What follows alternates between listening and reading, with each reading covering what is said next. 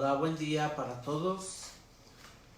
Muchas gracias por dejarme entrar en sus hogares. Nuevamente estoy aquí para compartirles en esta ocasión reflexiones en torno al tiempo de Pascua. Este tiempo que estamos viviendo. Un tiempo que quizás no lo vivimos como debería de ser. Y por eso este es el tema de mi reflexión. Que lo llamaremos a esta secuencia de temas o este ciclo de temas, lo vamos a llamar reflexiones en torno a la Pascua. Y el día de hoy voy a tocar el tema con el título de El poder del resucitado. El poder del resucitado. Apenas hace un par de días estábamos celebrando la Semana Santa. Apenas hace un par de días celebrábamos el triunfo de nuestro Señor Jesucristo, o comenzábamos la celebración del triunfo de nuestro Señor Jesucristo, y ahora ya estamos de lleno en el tiempo de Pascua, que celebra ese triunfo de una manera todavía más extensiva. Son 50 días de celebración de la Pascua, que para los que a lo mejor no tienen muy presente el significado del tiempo de Pascua o de la palabra Pascua, es el paso. Eso significa realmente la Pascua. Para los israelitas fue el paso de la esclavitud de Egipto a la libertad del desierto. Y para nosotros, para Cristo fue su Pascua, la Pascua de Cristo fue el paso de este mundo al mundo eterno. Y para nosotros la Pascua es el paso de la vida de esclavitud espiritual a la vida de libertad espiritual, la libertad del espíritu. Eso tan solo es una acepción de la explicación de la Pascua, como algo introductorio, aunque como ya les dije, mi tema ahora es el tema de el poder del resucitado. Bueno, estábamos diciendo que hemos terminado ya el tiempo de Cuaresma con la Semana Santa y concluyendo con la celebración de la Vigilia Pascual, en la que celebramos el triunfo de Jesucristo. También en esta semana, en estos 8 días primeros de la Pascua, estamos celebrando todavía con mayor énfasis la alegría de Cristo resucitado. Algunos de ustedes podrían decir, bueno, ¿cómo podemos celebrar la alegría de Cristo resucitado? ¿Cómo podemos celebrar el triunfo de Cristo resucitado si en medio de este ambiente de incertidumbre o de amenaza de muerte, pues con mayor razón hemos de celebrar? Y por eso es este tema que les voy a dar, el poder del resucitado. ¿En qué consiste que Cristo resucitó? O al menos un enfoque de lo que podemos nosotros, del mensaje que nos da este acontecimiento trascendental de la resurrección de Cristo. Y ya hay un canto que yo creo que enlaza el tiempo que acabamos de vivir, que es el tiempo de Cuaresma y concretamente el Triduo Pascual, con este tiempo del triunfo de Jesucristo, el triunfo de la vida, el tiempo de Pascua. Y ese canto, que ya se los canté también en los ejercicios espirituales de Cuaresma, es titulado Santo Cordero. Quiero cantarlo porque creo que en este canto se sintetizan ambos momentos, ya que entre la Cuaresma entre la Cuaresma y la Pascua está Cristo, el Cordero inmolado, que como dice el libro del Apocalipsis, es el Cordero degollado que está de pie. Esa es una imagen, es un ícono, no sé si ustedes lo han llegado a ver, es un ícono que realmente representa en síntesis todo el misterio pascual. Recordamos que el misterio pascual celebra la pasión, muerte y resurrección de nuestro Señor Jesucristo. El famoso Triduo Pascual. Esos 3 momentos están íntimamente unidos. Son inseparables. Otro canto que está inspirado también en la Sagrada Escritura, concretamente en la carta a los Filipenses, capítulo 2, 6, 11, pues es el himno cristológico del apóstol Pablo, también porque une los dos momentos, une el momento de la kenosis, que es de el morir, con el momento del triunfo, y los presenta casi simultáneos. Sobre todo San Juan los presenta simultáneos. Yo digo, ¿verdad? Esa es mi percepción o mi intuición, que San Juan, y se los expliqué en los ejercicios espirituales de Cuaresma, San Juan une en un solo momento esos dos grandes misterios, el misterio de la pasión y muerte de Jesucristo con el del triunfo de Jesucristo, porque precisamente San Juan nos presenta el momento de la exhalación del Espíritu, cuando Cristo exhala el Espíritu, como como el momento de su glorificación. Y así lo dice: lo he glorificado y lo volveré a glorificar.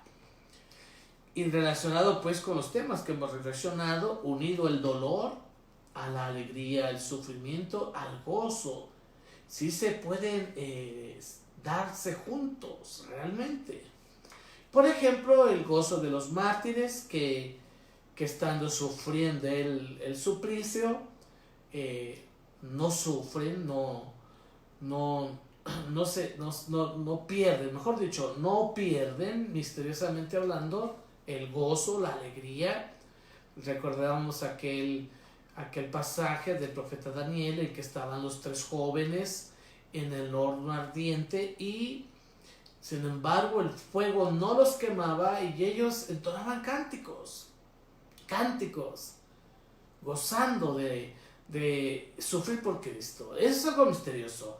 Siempre quiero que no nos confundamos, que no lo pensemos como masoquismo, como el gozo del dolor. No es masoquismo, porque en estos ejemplos que yo le estoy dando, no es que uno busque el dolor, no es que uno busque el sufrimiento, no es que uno esté buscando el martirio en sí, o la muerte, el mal en sí mismo, sino que cuando se enfrenta uno a él, lo enfrenta con una actitud diferente.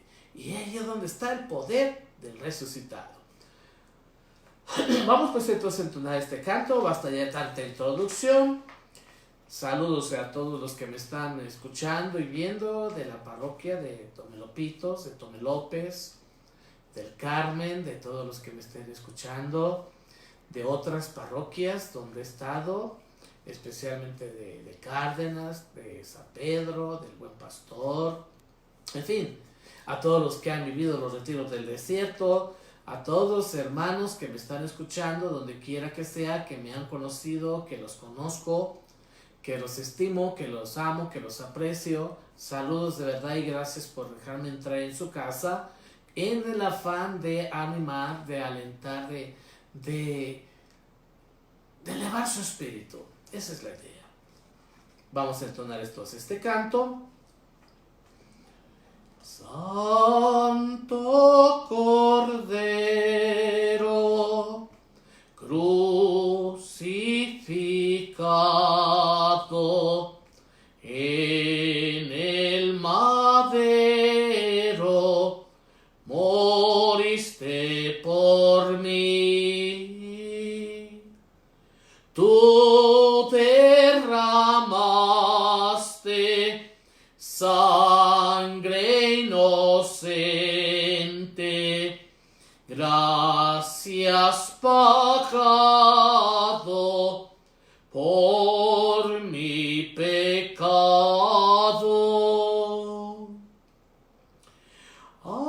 Alabado seas, Cordero de Dios, por tus santas llagas, tú me has sanado.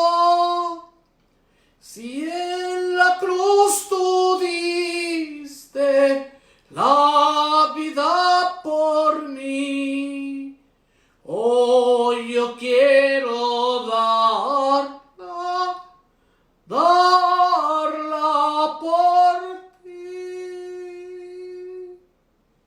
Jesús, tú eres el Cordero degollado, el amor que se entrega sin resistencia. En el madero llevaste mis pecados, diste tu vida por mí. Por tus llagas he sido sanado y con tu sangre sellaste la nueva y definitiva alianza.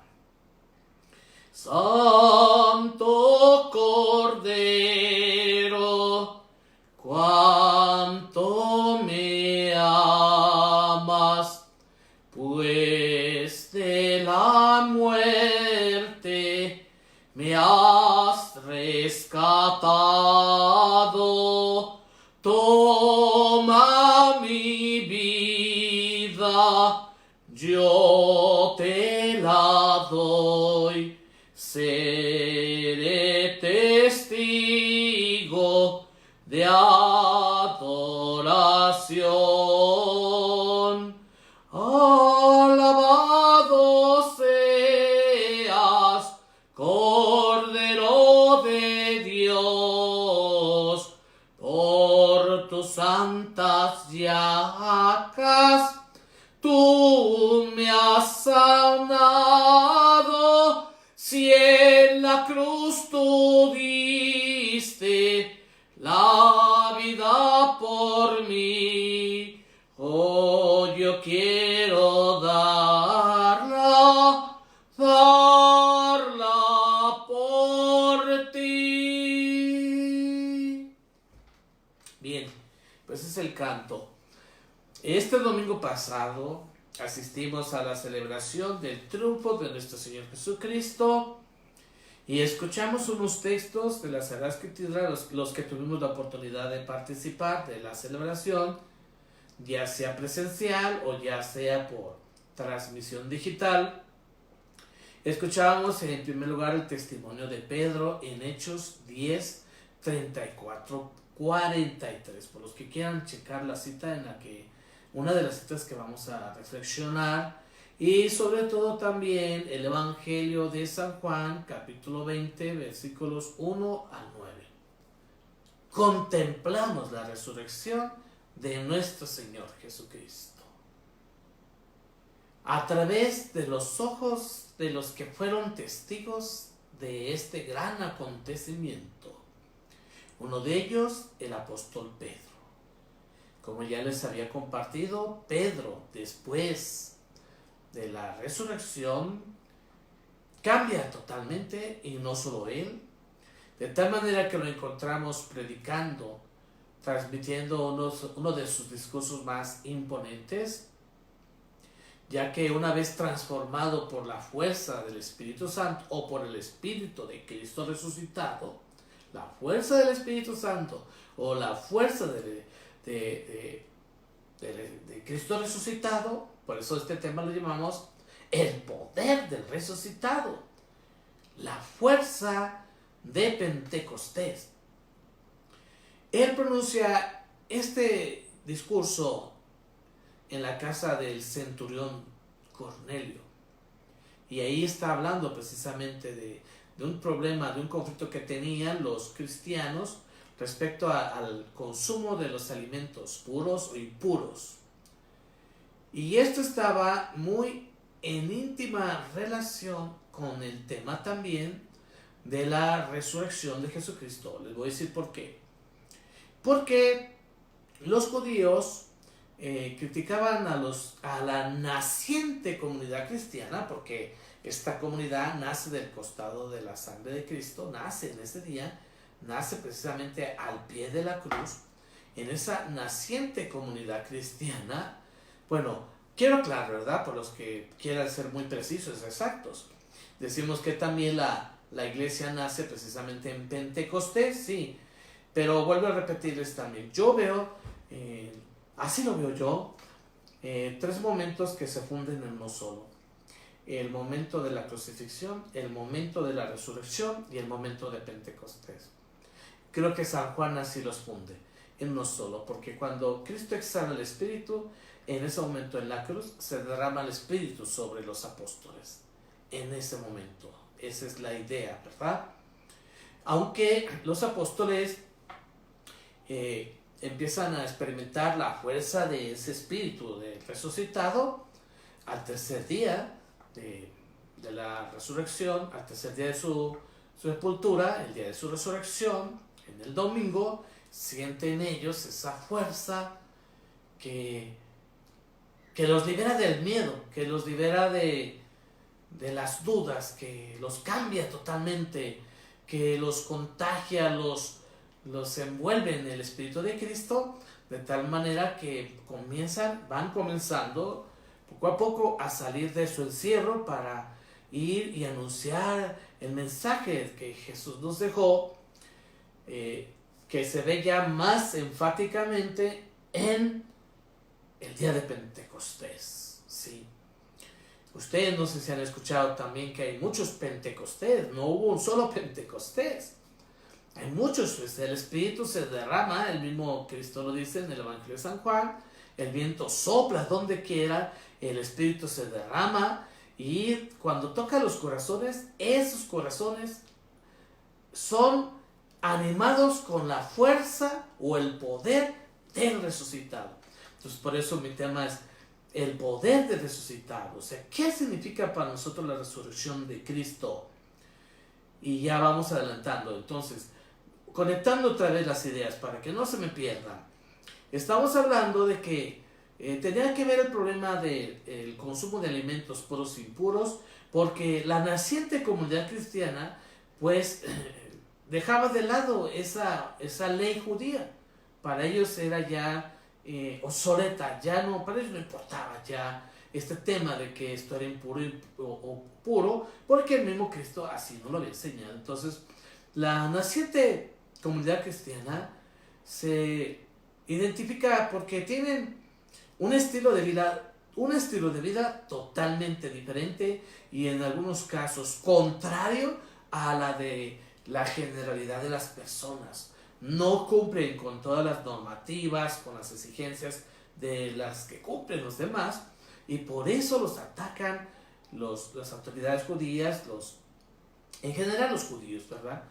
No les parece algo escandaloso. Pero ¿por qué esa naciente comunidad cristiana tiene ciertos comportamientos que son controversiales? Ahí es donde va la idea, ¿no? Ahí es donde va el tema, ¿sí? El discurso que Pedro pronuncia allí en la casa de Cornelio no es más que como decían mis maestros, no son más que fragmentos del querigma. Es decir, aquí un poquito de historia de la redacción de las Sagradas Escrituras. Esos discursos ya existían, los apóstoles los pronunciaron, muchas veces los pronunciaron, y ya cuando los evangelistas los ponen por escrito, es porque esos escritos ya se habían pronunciado muchas veces. Eran un anuncio constante. Y por eso este discurso de Pedro se podría decir que es como una síntesis de lo que los primeros discípulos anunciaban. Ese era el mensaje que transmitían, de la buena nueva. Por eso digo que eran fragmentos del querigma, ¿verdad? Eran verdaderas proclamaciones, es decir, no era una disertación, era una proclamación viva. O sea, eso, ¿y por qué era una proclamación viva? Por la fuerza del resucitado, por el poder del resucitado. Ahí estaba Pedro, yo digo, casi gritando, proclamando. Y tenemos que obedecer primero a Dios, y sus palabras tenían la fuerza del resucitado. Entonces,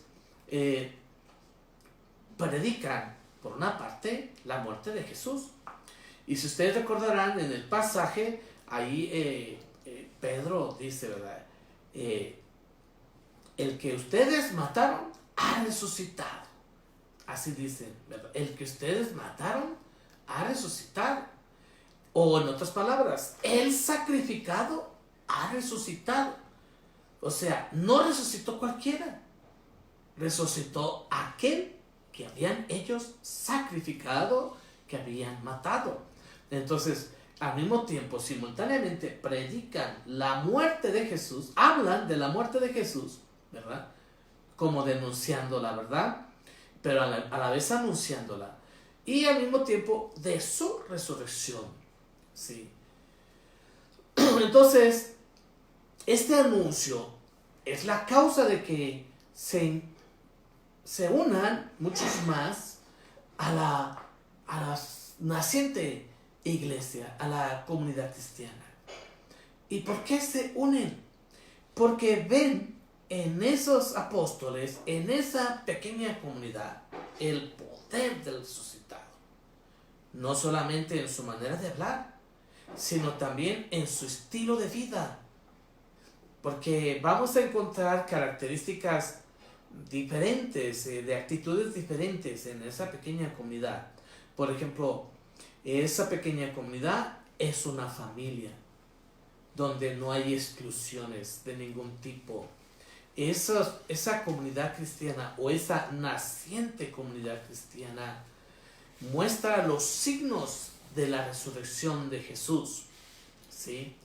Y esa es la mejor manera de comprobar de que Cristo está vivo, que Cristo ha resucitado. ¿Por qué? Porque se manifiesta en esa pequeña comunidad, en esos primeros cristianos. Luego entonces muchos se integraban, muchos se convertían, porque veían la libertad de aquellos, así como también una de las características de la primera comunidad cristiana, de los apóstoles, era esa seguridad que tenían en sí mismo, ese valor, esa liberación del miedo, y también es las características de fraternidad, comunión. Ahí no había marginación, ahí no había exclusión. Una comunidad, entre comillas, yo aquí subrayé entre comillas mi texto, ¿verdad? Una comunidad, entre comillas, que tiene excluidos, marginados, que hace distinción de personas, que discrimina, no es una verdadera comunidad cristiana. Es al contrario, es lo opuesto de lo que debería ser la verdadera comunidad. Y digo yo, no solo es una verdadera comunidad cristiana, sino que no es una comunidad. Yo siempre he luchado y eso siempre había enseñado y he enseñado donde quiera que he estado. ¿A qué le llamas tu comunidad? No es una verdadera comunidad donde no existe fraternidad, amor, igualdad, donde hay marginación, discriminación, donde hay odio, no hay verdadera comunidad. Bueno, todo eso también después hay que matizarlo, ¿verdad? Pero en una manera ideal, eso debe de ser. Y eso es lo que nos transmiten los evangelios de lo que fueron, sobre todo lo que fue la primera comunidad cristiana y las primeras comunidades cristianas. Ahí está el poder del resucitado. Y ahora iluminándonos también con el ejemplo de Santa María Magdalena. Aquí vemos pues en la descripción del Evangelio de San Juan, el Evangelio que leímos el domingo, nos dice que María Magdalena fue presurosa muy de mañana, todavía estaba oscuro. Anota San Juan, todavía estaba oscuro, porque San Juan es el evangelista de los contrastes. Él le gusta resaltar los contrastes, luz, tinieblas, mundo, espíritu, verdad, falsedad, etc. Y cuando dice que María iba a oscuras, quiere decir que aún no ha experimentado el poder del resucitado. Eso significa que va a oscuras, va de noche. Será hasta el momento en que tenga la experiencia del poder del resucitado cuando vea la luz. Nos dice que entonces ella pues vio ahí que estaba el ángel, pero no entró, mejor se regresó, iba a ver a Pedro y al otro discípulo, dice San Juan, ¿verdad? Al que él amaba, que era él, era San Juan. Si a él le gusta decirlo así, pero era él. María prefiere darle su lugar a los apóstoles. Y por eso va y les dice a Pedro, quiere que ellos vean y comprueben por sí mismos. ¿Y qué es lo que van a comprobar? Y fíjense, aquí también hay que resaltar que es muy diferente de la visión de San Lucas. ¿Qué van a comprobar? Lo único que van a comprobar es que la tumba está vacía, que ya no hay nada ahí. ¿sí? Entonces van corriendo Pedro y Juan. Juan llega primero, pero también le da su lugar a Pedro, quizás por la jerarquía que ostentaba Pedro, ¿verdad? Pero se encuentran con que no está ahí Jesús. Pero fíjense, aquí hay algo muy importante que les quiero resaltar. Pero dice San Juan que viendo esto creyeron. O sea que, ¿qué quiere decir aquí lo importante? No hubo necesidad de que vieran a Jesús resucitado. Simplemente vieron que Jesús ya no estaba y creyeron. ¿Por qué creyeron? Porque conocían las escrituras que decían que tenía que resucitar. Y entendieron que al estar la tumba vacía, pues ya había resucitado. Eso les bastó. Luego fueron a comunicar esa noticia tan trascendental a los demás.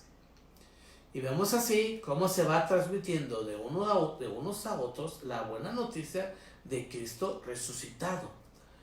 Pero ¿qué transmiten ellos? Transmiten la experiencia interior que ellos viven. Lo que transmiten es el efecto transformador. Tan solo bastó ver la tumba vacía. Quizás aquí se cumplen las palabras de nuestro Señor Jesucristo, que le dijo a Santo Tomás, tú crees porque has visto, dichosos los que creerán sin haber visto, ¿sí? Porque hasta este momento no habían visto realmente a Jesús, por lo menos no lo habían visto, y sin embargo creen, y esto transforma a los discípulos, a todos en general. Antes, ¿qué eran? Eran los que estaban disgregados, antes eran divididos, los que estaban atemorizados, egoístas, ¿sí? Ahora, después de esto, ya no será lo mismo. Ahora será la pequeña comunidad unida, fortalecida, liberada del miedo, sanados. Eso es algo muy importante, porque todos ellos estaban heridos, se sentían responsables. La comunidad se había disuelto con la muerte de Jesús. Y por otra parte tenían miedo, así como también se sentían inseguros por la traición de uno de sus integrantes. Bueno, la tradición dice que incluso Santo Tomás, que fue uno de los que se separó del grupo, él se separó no por Jesús, porque él creía firmemente en Jesús, pero él se separó por el escándalo de aquellos que lo traicionaron, como en este caso, principalmente Judas el traidor, que lo entregó, y entre otros Pedro, que también lo abandonó, y que generalmente pues todos lo abandonan. Entonces él dijo, yo me separo. Sí se quedaron reunidos algunos, pero entre ellos Tomás no estaba, ¿sí? Hay que entender también que la experiencia de Cristo resucitado fue, ¿cómo se dice?, espaciada en el tiempo. Primero unos y otros, primero fue María Magdalena, luego fue Pedro, luego fue San Juan.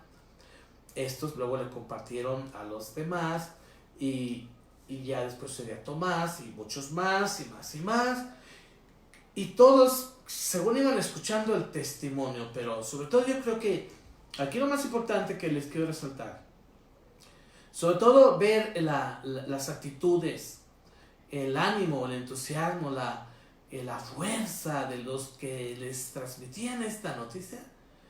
Esto era lo que se contagiaba.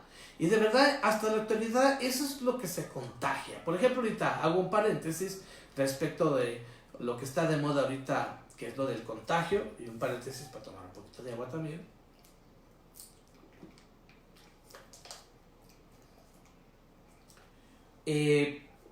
Ahorita estamos en esa amenaza del contagio, pero no solamente se contagia el virus, no solamente se contagia la enfermedad, no solamente se contagia el pesimismo, no solamente se contagia el miedo, también se contagia la fe, se contagia el amor, se contagia el entusiasmo, se contagia el espíritu de lucha. Bueno, eso fue lo que contagiaron los discípulos unos a otros, se lo fueron contagiando. Y fue un contagio positivo. El poder del resucitado. Se contagiaron del Espíritu de Cristo resucitado. Y así va fortaleciéndose en ellos el deseo de una unidad interior y también de perdonarse, porque vuelvo a repetirles que la dispersión de la comunidad se dio a consecuencia de la desconfianza que tenían unos de otros. Como Tomás, por ejemplo, él tenía desconfianza de los demás y dijo, no, a mí esta comunidad no me gusta, es una comunidad de puros traidores, de hipócritas, me voy. ¿Por qué? Porque yo no me soporto.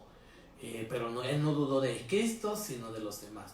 Entonces, para que se restaurara esa comunión, era necesario el perdón mutuo. Entonces, ese espíritu de Cristo resucitado les dio la fuerza, el poder de resucitado, de perdonarse los unos a los otros, los errores que habían cometido, ¿verdad? También suscita en ellos la solidaridad, la fraternidad, y así como también el deseo de igualdad, o de equidad, mejor dicho, ¿verdad? Eso que era antes humanamente imposible. Hay que ver que durante los 3 años de escuela que Cristo les dio, parece algo imposible. Para nosotros también es algo imposible de repente, si lo vemos desde el punto de vista meramente humano. No podemos unirnos, por ejemplo, ahorita en esta lucha contra la amenaza del contagio, no solamente del virus, sino, como ya les dije, del miedo, de la duda, de la incertidumbre. No podemos unirnos, necesitamos la fuerza del resucitado, la confianza en el resucitado.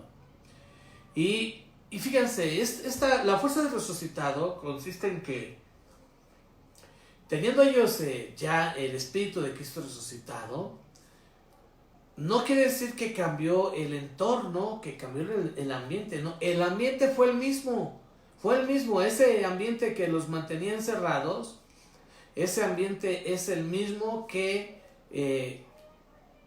existía antes, los tenían encerrados, ahora es el mismo, pero ellos ya cambiaron, entonces ya salen. No es que ya no tengan la amenaza de la muerte, la amenaza es la misma, siguen siendo perseguidos, y ya sabemos que la iglesia, las comunidades cristianas fueron perseguidas fuertemente todavía hasta el siglo IV después de Cristo, en diferentes oleadas de persecución, ¿sí?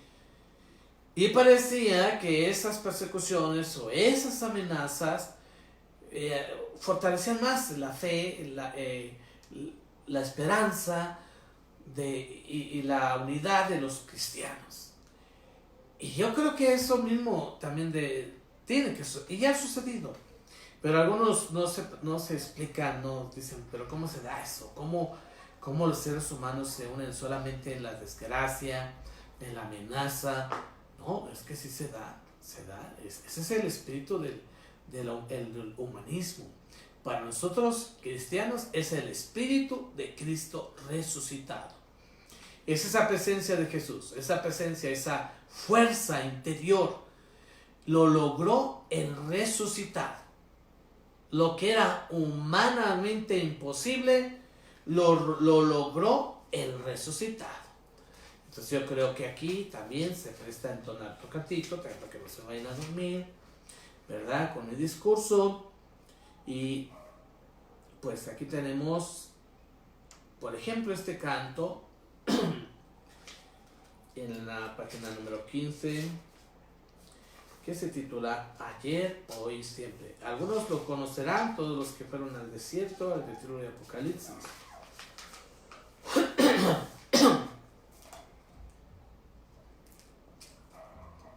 En este canto la idea es que el Cristo de ayer también es el Cristo de hoy y es el Cristo de siempre. No va a pasar de moda. El poder del resucitado nos sacará adelante. Ayer, hoy y siempre. Ayer, hoy y siempre, Cristo reinará.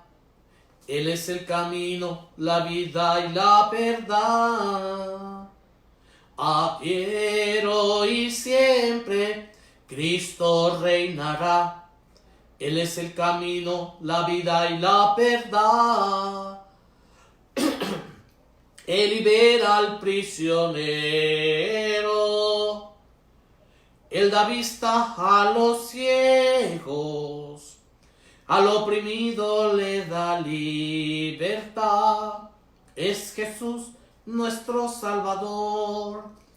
Ayer, hoy y siempre, Cristo reinará. Él es el camino, la vida y la verdad. Ayer, hoy y siempre, Cristo reinará. Él es el camino, la vida y la verdad. El Mesías es amigo fiel. Es profeta, sacerdote y rey. Es el santo y grande su poder. Es principio y fin. Ayer, hoy y siempre, Cristo reinará. Él es el camino, la vida y la verdad. Ayer, hoy y siempre, Cristo reinará. Él es el camino, la vida y la verdad. Solo a ti te alabo. Solo tú eres Dios. Te doy gracias, Jesús, mi Señor. Ayer, hoy y siempre, Cristo reinará. Él es el camino, la vida y la verdad. Ayer, hoy y siempre, Cristo reinará. Él es el camino, la vida y la verdad. ¿Qué mejor canto para este momento? Ayer, hoy, siempre. Cristo es ayer, Cristo es hoy y siempre. No perdamos de vista el poder del resucitado. Si nosotros dejamos que Él actúe en nuestros corazones, Él va a realizar en nosotros lo indecible, lo imposible. Por ejemplo, para el que le cuesta trabajo mantenerse en confinamiento, aquí está esto. Yo por eso estoy transmitiendo esto, ¿verdad?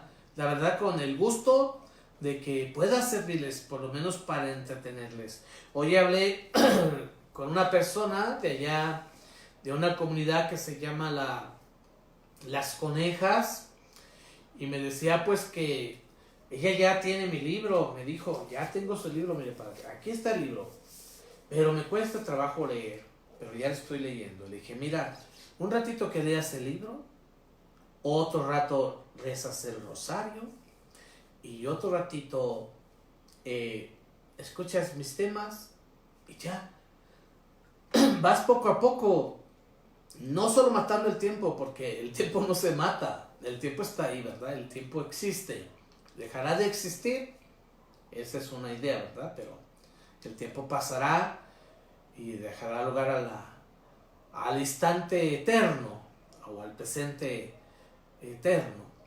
Pero en fin, bueno, ese ahorita no es el tema, vamos a hablar después otro día de este tema. Ahorita lo importante es hablar de la acción de Jesús hoy. Así como actuó Él en los discípulos, el poder del resucitado se manifestó en las hazañas que ellos realizaron. Las hazañas no son del pasado. El Espíritu de Dios nos nos impulsa a mover montañas. De verdad. Hay que reconocer cuando realmente Dios actúa en nuestras vidas. Cuando hay aquello que hacemos digo, no fui yo. Yo, por ejemplo, yo me pongo a pensar en esto que estoy haciendo. Siempre lo quiso hacer. Ya lo tenía preparado. Un día me preguntaba el señor obispo que si yo ya tenía mi programa. No, señor, pues no. ¿Cómo es posible que tú no lo tengas? ¿Tú qué? Bueno, no lo tengo, lo estoy pensando, lo estoy preparando. No quiero hacer una cosa mal, quiero hacer una cosa bien. Pero la verdad es que si no se decide uno, nunca va a hacer las cosas. Lo importante es decidirse, es dar ese paso. Y yo creo que sí, que para mí fue la fuerza del Espíritu el que me empujó a aventarme hasta cierto punto, como dicen por ahí, como el gorras, porque pues no tenemos toda la tecnología. Algunos me preguntan, bueno, padre, pero ¿cómo le he hecho? Pues que hay unos que se les ve muy oscuro el cuarto. Bueno, pues yo ya tenía unas lámparas aquí, unas lámparas que las he usado para diferentes necesidades. Y bueno, pues ya tengo estas lámparas aquí, las prendo para que me ilumine, porque había tomado un curso precisamente de esto. Y una cosa importante es que tengamos iluminada el área, porque si no nos vamos a ver ahí en las penumbras, ¿no? Pero nos falta mucho. Pero si queremos empezar hasta que ya lo tenemos todo, pues nunca vamos a empezar. Necesitamos dar ese paso en la fe. Y creo que la fuerza del Espíritu, del poder de Cristo resucitado, es la que nos impulsa. Él es el que nos da este último empujón. Pues no, tampoco hay que dejárselo todo a Él. En fin, que estamos hablando cómo ejerce su acción la resurrección de nuestro Señor Jesucristo en la primera comunidad cristiana. En teología se habla de la resurrección y muchos dicen, no es un hecho histórico. A algunos les escandaliza esto, no es un hecho histórico, no, es un hecho trascendental, porque Cristo Jesús al resucitar pasa de la dimensión espacio-temporal, que es esta en la que nosotros vivimos, esta dimensión espacio-temporal, a la dimensión del eterno. O sea, donde ya no hay espacio y donde ya no hay tiempo, donde todo es eternidad, es un instante eterno. A un estado de vida que no podemos explicar. Nosotros tratamos de explicarlo, pero en realidad nos quebramos la cabeza en quererlo de explicar, porque nadie sabe ni sabrá hasta que pudiéramos experimentarlo. Y esto es solamente más allá de la muerte. Se habla pues de santos que han tenido esas experiencias místicas, que son experiencias excepcionales, que Dios puede conceder en una forma mística. Pero cuando ya Cristo resucita, Él traspasa ese límite. El hecho de la resurrección, que sí es un hecho realmente inexplicable, es también uno de los misterios de nuestra fe cristiana. Es un misterio porque se trata de entenderlo, pero no vamos a comprenderlo nunca plenamente. Eso no quiere decir que no sea un hecho real, no quiere decir que sea inventado. Los enemigos de Jesús, de Cristo y de los primeros cristianos, los judíos primeramente ellos, buscaron una manera de evitar de hacer creer que la resurrección de Jesús era un invento de los apóstoles. Y todavía hay algunos, ¿verdad?, que tratan de hacerlo ver así. Pero no lo lograron.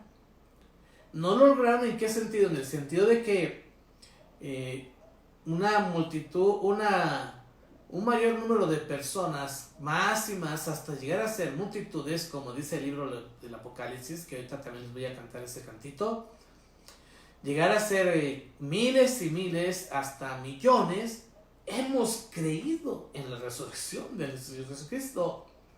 Y eso es lo que nos inspira, nos anima, nos alienta, nos motiva hemos creído, entonces no lo lograron. Todavía hay muchos, ¿verdad? Ahorita, por ejemplo, en estos días en los que estamos, por ejemplo, haciendo algunas acciones para, pues, ahora sí que alimentar la fe de nuestra gente. Y eso es un mensaje para los que no creen. Bueno, si tú no crees, se respeta, pero no critiques, no ataques, no juzgues al que cree. Porque al que cree, eso le sostiene. Si no a ti, ¿qué te sostiene, verdad? La fe es un acto que incluso profesan hasta los científicos. Para lograr hacer nuevos descubrimientos, tienen que tener algo de fe. Una fe de que lo van a lograr. Porque muchas veces ellos no tienen la certeza de lo que van a lograr. Pero ya lo he explicado esto otras veces. Se elabora una teoría y esa teoría luego tiene que ser demostrada. Entonces, el que la va a demostrar tiene que creer en cierta manera en esa teoría. Porque puede ser que sea una lucubración de aquel científico loco. Hago un paréntesis, por ejemplo, aquí para explicarles. Por ejemplo, cuando Albert Einstein formuló la teoría de la relatividad, él la formuló matemáticamente. Él la formuló en números, en fórmulas. Pero no la demostró. Hubo otro hombre que la demostró científicamente. Es decir, la comprobó por medio de un experimento y demostró que realmente era verdad lo que decía Einstein. Pero había una posibilidad de que lo que él proponía en su teoría de la relatividad fuera una mera imaginación de él. No lo fue. Ahora, lo que se demostró es poquito a lo que afirman en todo el conjunto de su teoría. Hay muchos más aspectos de su teoría que aún todavía son incertidumbre y los científicos lo quieren comprobar. Pero mientras sea cierto o no, lo cubran, ¿verdad? Están creyendo, pensando. Esa fe los lleva a investigar, ¿verdad?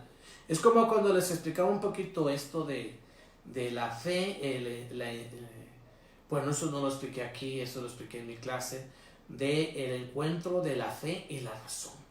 San Agustín lo resumió en una frase muy inteligente.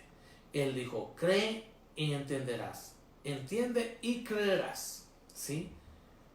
Primero es la fe. Nosotros creemos en Cristo resucitado. No lo creemos por raciocinios ni por teorías. Nadie vino a decirnos, oye, mira, te voy a demostrar que Cristo resucitó para que creas en Él. A nosotros nuestros padres desde pequeñitos nos dijeron que Cristo había resucitado, que Cristo está vivo, que Él es Dios, que es Dios y Señor, ¿verdad? Porque para afirmar que Cristo es Dios y Señor, primero tenemos que aceptar que resucitó, ¿verdad? Que venció la muerte, que está a la derecha del Padre, como afirman las Sagradas Escrituras y el credo. Eso creemos, pero nadie nos dijo, mira, para que creas, aquí está la fórmula matemática. No, ni una fórmula matemática. O aquí está la prueba, aquí está la partícula de Dios. No, nadie nos dijo eso. Nosotros creemos. Porque aquí estamos hablando de una realidad que rebasa nuestra capacidad de raciocinio.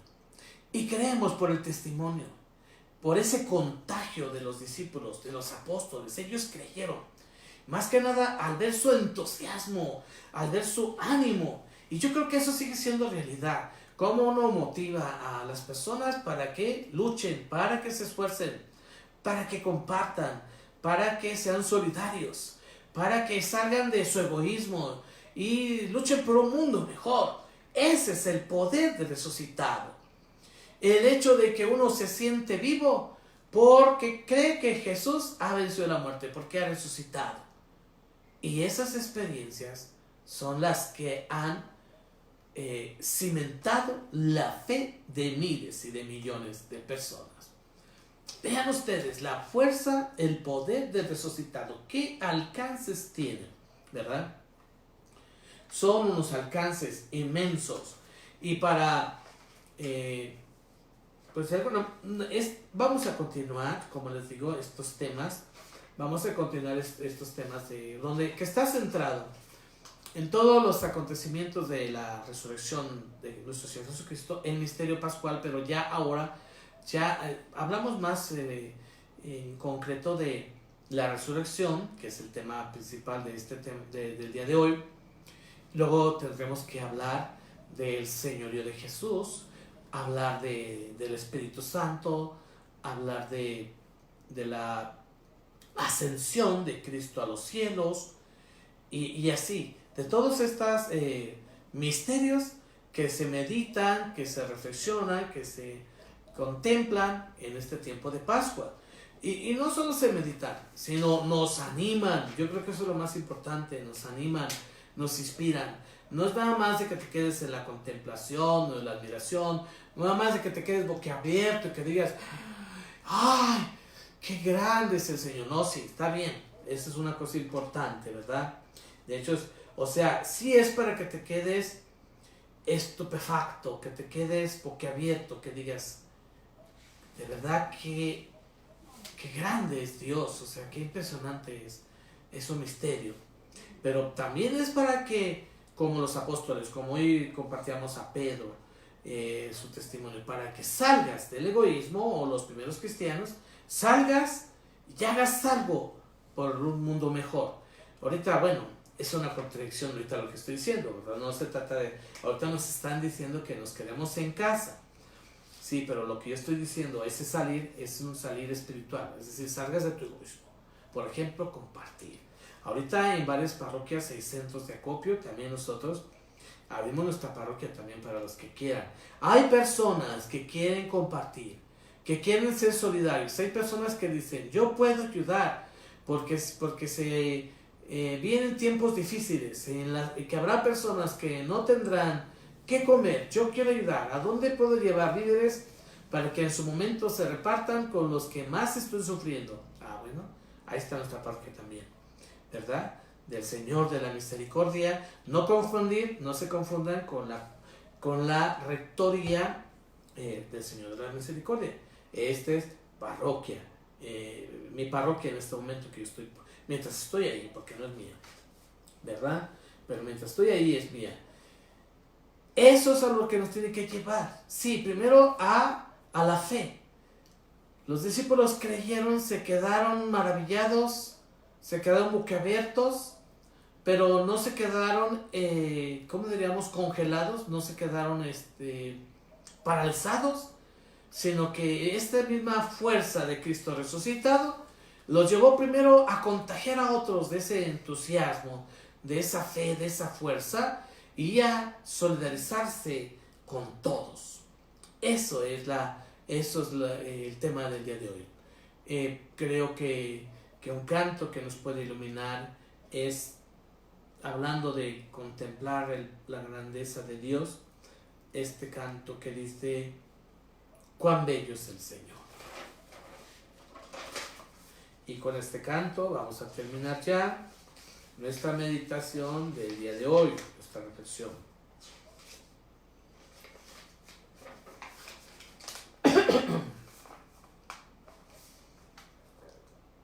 Cuán bello es el Señor, cuán hermoso es su amor, cuán bello es el Señor, yo le quiero adorar.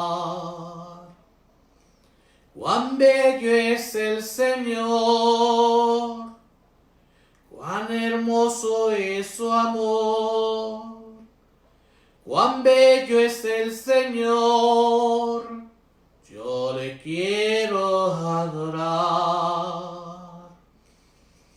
La belleza de mi Señor siempre resplandecerá. La hermosura de mi Señor nunca se terminará. La belleza de mi Señor siempre resplandecerá. La hermosura de mi Señor nunca se terminará. Cuán bello es el Señor, cuán hermoso es su amor, cuán bello es el Señor, yo le quiero adorar. La belleza de mi Señor nunca se terminará. La hermosura de mi Señor siempre resplandecerá. La belleza de mi Señor nunca se terminará. La hermosura de mi Señor siempre resplandecerá. Pues este es un canto para nunca terminar de cantarlo. Es como para quedarse extasiado. La hermosura de Jesús, la hermosura de Dios. La hermosura de Dios está en su bondad, en su santidad, en su poder, en el Espíritu que se contagia. Fíjense que ahorita se me ocurrió acá prender por acá este aparato. Les quería comentar que no tengo como un monitor. Estamos incursionando en este campo. Por ahí me había comentado uno de los jóvenes de la parroquia, ¿verdad? Es que hace falta que vea quiénes están, ¿cómo se llama? Por ahí compartiendo. Pues sí hace falta. Aquí está. Y que comparten. Vamos a hacer todo esto. Las personas que nos saluden las vamos a comentar. Vamos a decir aquí quién nos está. Cuando aparezca, ahorita no aparece nada. Ahí está, ¿verdad? En fin, pero pongan sus nombres en realidad, porque tienen unos nombres que uno no sabe a quién saludar. Bueno, pues entonces, en resumen, no se dejen amedrentar por el miedo. No se dejen... sean fuertes, contágiense del poder de Cristo resucitado. Así sea, amén. Les doy mi bendición y pues vamos a anunciar en la página de la parroquia cuando volvamos a transmitir. La bendición de Dios Todopoderoso, Padre, Hijo y Espíritu Santo, descienda sobre ustedes y permanezca para siempre. Gracias por escucharme. También estamos en YouTube, en la página en el canal Espiritualidad del Desierto, para los que quieran vernos también por ahí. Gracias. Buenas noches a todos.